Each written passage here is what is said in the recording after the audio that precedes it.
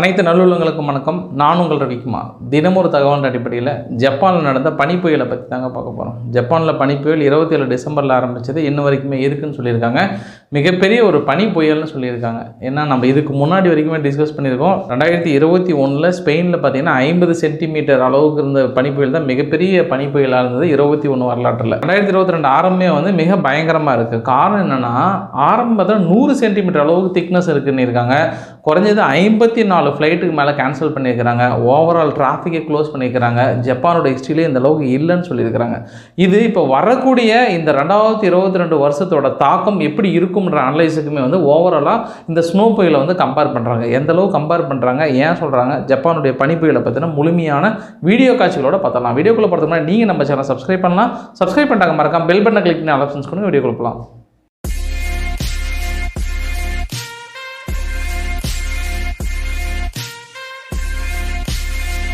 ஜப்பானில் நடந்த பனிப்புயலை பற்றி தாங்க பார்க்க போகிறோம். இந்த ஃபஸ்ட்டு வீடியோ காட்சியை பார்த்தீங்கன்னா ஒக்கிடோவில் நடந்திருக்கு. ஒக்கிடோவில் நடக்கும்போது 100 கிலோமீட்டர் வேகத்துலையும் அடிச்சிருக்கு. அதாவது ஜனவரி 2ஆம் தேதி எடுக்கப்பட்ட இந்த வீடியோ காட்சிகள். ஆக்சுவலாக பார்த்தீங்கன்னா டிசம்பர் 27 ஆரம்பிக்கப்பட்ட புயல், அந்த பனிப்புயலானது கொஞ்சம் கொஞ்சமாக பரவி விரிவு காணப்பட்டது. அது ஒக்கிடோவில் பார்த்தீங்கன்னா மிக அதிகமான பனிப்புயல் சொல்லியிருக்காங்க. ஒக்கிடோவில் ஆரம்ப கட்டத்தில் 67 சென்டிமீட்டர் அளவுக்கு டென்சிட்டின்னு சொல்லியிருக்காங்க. அது கொஞ்சம் போக போக பார்த்தீங்க அப்படின்னா இன்னும் அதிகம்னு சொல்லியிருக்காங்க.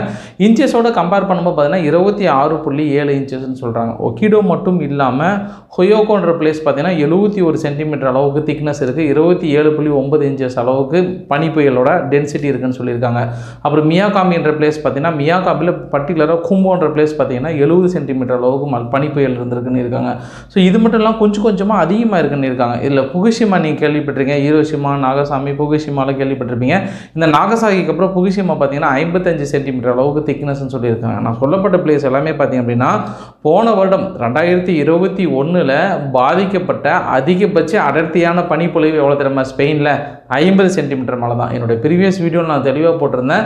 ஸ்பெயினில் 2021 ஆரம்பித்த அந்த 50 சென்டிமீட்டர் திக்னஸே வந்து மிகப்பெரிய ஒரு பனிப்புயலாக கம்பேர் பண்ணி அதுக்கப்புறம் நடந்த அந்த பேரழிவுகள் எல்லாமே பார்த்திங்க அப்படின்னா மழை, வெள்ளம், புயல் எல்லாமே வந்து மிக அதிகமாக இருந்தது அப்படின்னு சொன்னாங்க. 2021 ஸ்பெயினில் நடந்த அந்த பாதிப்பை வச்சு என்ன தெரியுமா கருத்து கணிப்பு சொல்லியிருந்தாங்க? இந்த வருஷம் வந்து பனிப்பொழிவு எப்போல்லாம் வந்து மிக அடர்த்தியாக அதிகமாக இருக்கிறதோ அந்த வருஷத்தோட இயற்கை பேரிடர் வந்து கொஞ்சம் அதிகமாக இருக்குன்னு சொல்லுவாங்க. எப்படின்னு பார்த்தீங்கன்னா மழை, வெள்ளம், அதே மாதிரி வெயில், மற்ற எல்லாமே வந்து மிக அதிகமாக இருக்குன்னு சொன்னாங்க. அதனால தான் போன வருஷம் 2021 பார்த்தீங்கன்னா ஃபஸ்ட்டு வந்து ஸ்பெயினில் ஏற்பட்டது. அதுக்கப்புறம் வந்து ஜெர்மனியில் வந்தது. அதுக்கப்புறம் பார்த்தீங்கன்னா சைனா மட்டும் இல்லாமல் கிரீஸ், மொத்த உலக நாடுகளே வந்து மிக அதிகமான வெள்ளத்தோட தாக்கம் இருந்தது.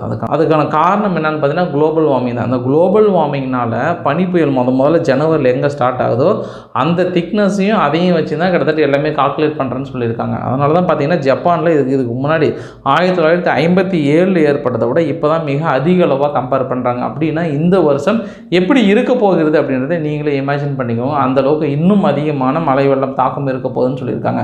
ஏன்னா வருடம் டெம்பரேச்சர் கூட்டிகிட்டே போகுது, மீது எல்லாமே இன்க்ரீஸ் ஆகுது. அதை விட பாதிக்கு பாதி அளவுன்னு சொல்லியிருக்காங்க. 50ன்றதை விட இப்போ 100 சென்டிமீட்டர் அளவுக்குன்னு சொல்லியிருக்காங்க. அதுவும் அமோரின்ற பிளேஸ் பார்த்திங்க அப்படின்னா 200 சென்டிமீட்டர் திக்னஸ் அளவுக்கு பனிப்புயல் இருந்திருக்குன்னா திங்க் பண்ணிக்கோங்க. 50 எங்கே, 200 எங்கே, கிட்டத்தட்ட 150 சென்டிமீட்டருக்கும் அதிகமான திக்னஸ் இருந்திருக்குன்னு சொல்லியிருக்காங்க. 78.7 இன்ச்சஸுக்கு மேலே வந்து பனிப்புயல் இருந்திருக்கு. இது வந்து 24 மணி நேரத்தில் 48 மணி நேரத்துக்குள்ளே ஏற்பட்ட மிகப்பெரிய ஒரு தாக்கம்னு இருக்காங்க. அதனால் இந்த வருடம் மிகப்பெரிய ஒரு மழை வெள்ள பாதிப்பு ஏற்பட போகிறது அப்படின்னு சொல்லியிருக்காங்க.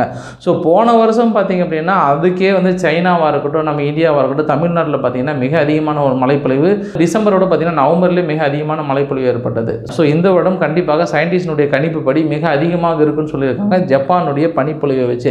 ஏன்னா போன டைம் ஸ்பெயினில் ஏற்பட்டது. ஸ்பெயினில் ஏற்பட்ட தாக்கம் வந்து இந்த அளவுக்கு வந்தது. பட் இப்போ வந்து ஜப்பான் இருக்குது. ஸ்பெயினுக்கும் ஜப்பானுக்கும் பார்த்தீங்கன்னா கிட்டத்தட்ட 10,000 கிலோமீட்டர் டிஸ்டன்ஸுங்க. இந்த 10,000 கிலோமீட்டர் டிஸ்டன்ஸ் மட்டுமே இந்த அளவுக்கு கவர் பண்ணி இந்த அளவுக்கு ஷிஃப்ட் ஆகிருக்கு அப்படின்னா இது முழுக்க என்னன்னா ஆர்டிக் ஓஷன்லேருந்து வந்திருக்குன்னு சொல்லியிருக்காங்க. ஸோ ஆர்டிக் ஓஷனோட தாக்கம், பனிப்புயலோட தாக்கம் வந்து முழுக்க இது வேறு விதமாக மாறப்போகுதுன்னு சொல்லியிருக்காங்க அறிவியலாளர்கள். அது இல்லாமல் இந்த ஜப்பானோட ஹிஸ்ட்ரியிலே பார்த்திங்க அப்படின்னா ஓவரால் எல்லாத்தோட கம்பேர் பண்ணும்போது கிட்ட 50லேருந்து 60 வருடத்துக்கு மேலே இது மாதிரி தாக்கம்னு சொல்லியிருக்காங்க. கிட்டத்தட்ட 54 ஃப்ளைட்டுக்கு மேலே கேன்சல் பண்ணியிருக்கிறாங்க. ஓவராலாக டிராஃபிக் நிறைய க்ளோஸ் ஆகிருக்குன்னு சொல்லியிருக்காங்க. டிராஃபிக் மட்டும் இல்லாமல் அங்கே இருக்கிற ஒரு 5000லேருந்து ஒரு 6000 வீடுகளுக்கு மேலே பயங்கரமாக சேதாரமாகி உள்ளே இருக்கிற மக்களை வந்து எவகேட் பண்ணி அவங்களுக்கு இமீடியட்டாக ஃபுட் டிஸ்ட்ரிபியூட்லாம் பண்ணிகிட்டே இருக்கிறாங்க. அது இல்லாமல் நிறைய மக்கள் மின்சாரம் இல்லாமல் தடுமாறிட்டு இருக்காங்கன்றாங்க. நார்மலாக இப்போ இருக்கிற கண்டிஷன் பார்த்திங்க அப்படின்னா அங்கே இருக்கிற மக்களுக்கு ஒரு மாதிரி வார்ம் வெதர் தேவை. வார்ம் வெதர் அப்படின்னா வீட்டில் எலக்ட்ரிசிட்டி இல்லை அப்படின்னாவே ரொம்ப கடுமையான காலமாக இருக்குன்னு சொல்லியிருக்காங்க. ஆனால் இறப்புகள் அப்படின்றது வந்து இன்ன வரைக்கும் அவங்க எதுவும் ரிப்போர்ட்லாம் பண்ணல.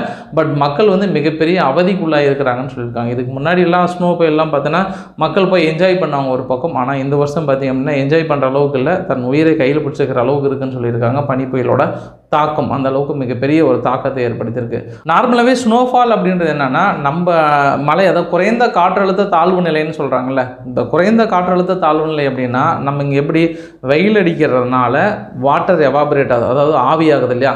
இந்த மேலே போகிற ஆவியாகிற அந்த தண்ணி வந்து மேலே குளிர்விக்கப்படுகிறது. குளிர்விக்கிறதன் காரணமாக மீண்டும் நம்மளுக்கு மழையாக கொடுக்குது. இந்த மழையாக கொடுக்குறதுல ஒரு பெரிய தாக்கம் என்னென்னா, எதனால் குளோபல் வார்மிங்கினால் அதிகமான மழை பொழியுதுன்னு பார்த்தீங்கன்னா, எந்தெந்த ஏரியாவில் அதிகமான வெயில் அடிக்கிறதோ அந்த ஏரியாவில் அதிகமான எவாபரேஷன் ஆகும் இல்லையா. அந்த எவாபரேஷன் ஆன அந்த மழை நீரானது எந்த பக்கம் காற்றடிக்குதோ அந்த பக்கம் போனீங்கன்னா அதிகமான மழை பொழிவு கொடுக்குன்னு வச்சுக்கோங்களேன். மேபி அது வந்து உயர்ந்த மலை சீனாவாக இருக்கட்டும் இல்லை மற்ற கண்ட்ரியாக இருக்கட்டும், அதை வச்சு தான் வந்து அதிகமான மழை பொழிவு கொடுக்குன்னு சொல்லியிருக்காங்க.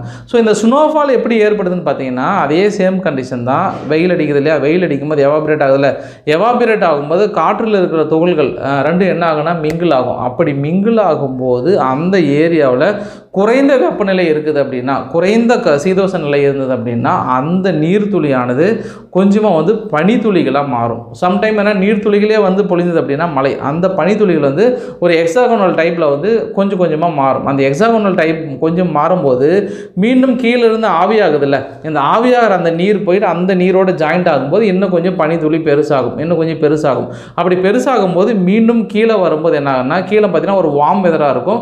வார்ம் வெதராக இருந்தாலும் அந்த பெரிய பெரிய பனித்துளிகள்னா கொஞ்சம் தான் கரையும், மீண்டும் வந்து பனித்துளிகளாக பொழியுதுன்றாங்க. இந்த பனித்துளிகளே பார்த்தோன்னா டென்சிட்டி அதிகம்னு சொல்லுவாங்க. சம்டைம் பார்த்தீங்கன்னா அதிக டென்சிட்டி வந்து சீக்கிரமாக வந்து ஃபுல்லாக ரோடு க்ளோஸ் ஆகிடும், சம்டைம் வந்து ரொம்ப க்ளோஸ் ஆகிடும். இப்போ நம்ம தமிழ்நாட்டில் இருக்கிறதெல்லாம் பார்த்திங்க அப்படின்னா வார்ம் வெதராக இருக்கும். அதை பனித்துளிகள் வந்து இங்கே வர்றதுக்குள்ளே அது வந்து கரைஞ்சிருது. அப்படி கரையிறதுனால நம்மளுக்கு வந்து ஒரு மாதிரி குளிர்ந்த சீதோஷ நிலை தான் உருவாக்கும். ஆனால் பனியாக வந்து சேராது. அதே நீங்கள் அந்த பக்கம் பார்த்திங்க அப்படின்னா இமயமலையை ஒட்டி இருக்கு இல்லையா, அந்த காற்று வந்து அங்கே அடிக்கிறதுனால அந்த இமயமலையை ஒட்டி இந்த காஷ்மீர் மற்ற பிளேஸ்லாம் பார்த்திங்கன்னா ஸ்னோஃபால் வந்து அந்த இதில் இருக்குது. காரணம் என்னென்னா அது மேலேருந்து ஸ்னோஃபாலாகவே வந்து ரீச் ஆகுது. இந்த வார்ம் வெதரையும் தாண்டி கீழே இருக்கிற அந்த குளிர்ந்த நிலை அப்படியே மெயின்டைன் ஆகுது. ஆனால் இங்கே காரணம் என்னென்னா இந்த பகல் டைமில் பார்த்தீங்கன்னா அதிகமான வெயில் இருக்குல்ல, ஸோ அதனால் நம்மளுக்கு ஸ்னோவாக வரதில்லை. மேபி இப்போ இருக்கிற காலநிலை மாற்றத்தின் காரணமாக இன்னும் ஒரு 10 வருஷத்தில் நம்ம தமிழ்நாட்டிலே வந்து இந்த மாதிரி ஒரு பனிப்புயல் வருவதற்கான சாத்தியக்கூறுகள் நிறையவே இருக்குதுன்னு சொல்லியிருக்காங்க சயின்டிஸ்ட். காரணம் வந்து அந்தளவுக்கு நாளுக்கு நாள் டெம்பரேச்சர் எல்லாமே இன்க்ரீஸ் ஆகுதில்ல, அந்தளவுக்கு மாட்டே தான் இருக்குது. இன்றைக்கி நான் கொடுத்த தகவல் வந்து போன வருஷத்தோடு கம்பேர் பண்ணி 2021 என்ன மாதிரி ஒரு தாக்கம் இருக்கும் அப்படின்றத முன்னுதாரணமாக ஜப்பான் இருந்துன்னு சொல்லியிருக்காங்க. ஸோ கண்டிப்பாக உங்களுக்கு பிடிச்சிருக்கும் நம்புறேன். பிடிச்சிருந்தா லைக் பண்ணுங்கள், ஃப்ரெண்ட்ஸுக்கு ஷேர் பண்ணுங்கள், சப்ஸ்கிரைப் பண்ணுங்கள். Ravikumar SOMU channel. நன்றி, வணக்கம்.